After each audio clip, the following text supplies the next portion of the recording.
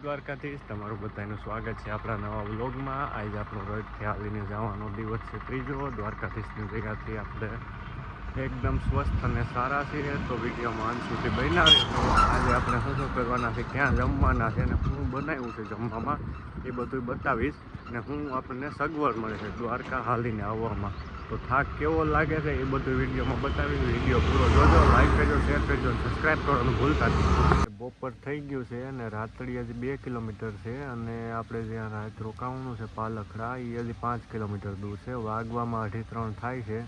4-5 વાગ્યા સુધી હોઈ જાઉં તો આપણે આ વડલો જોઈ અને આરામ કરી લીધો, કારણ કે ક્યારના હાલતા હતા, પોરબંદરથી હાલતા હતા, હજી સુધી પૂરો નહોતો ખાતો, એટલે પૂરો ખાવા હતા વડલા હેઠે બેઠા હતા.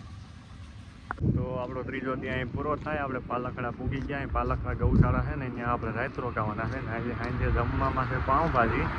તો વાગવામાં લગભગ 4 જેવું થાય ને અમે સવારના હાલતા થયા હતા. અત્યારે પાલખડા પૂગી ગયા છે, તો પાલખડા અહીં રાત રોકાવું થાય ને કાલ સવારે નીકળીશું. તો બન્યા રહેજો મારા વિડીયોમાં.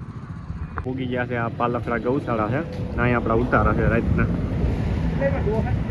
ટ્રેક્ટર જોઈ શકો કેટલા ટ્રેક્ટર છે, હજી તો લાઈનમાં છે, હજી તો વાર લાગશે ટ્રેક્ટર આવવામાં. આ એટલા પડ્યા, કાંઈ થાય તો વધી જાય. આ આપણું ટ્રેક્ટર છે.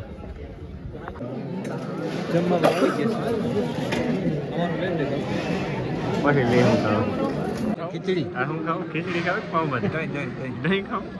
ક્યાંથી કોણ લઈએ મોટું આવે રસ્તામાં છે.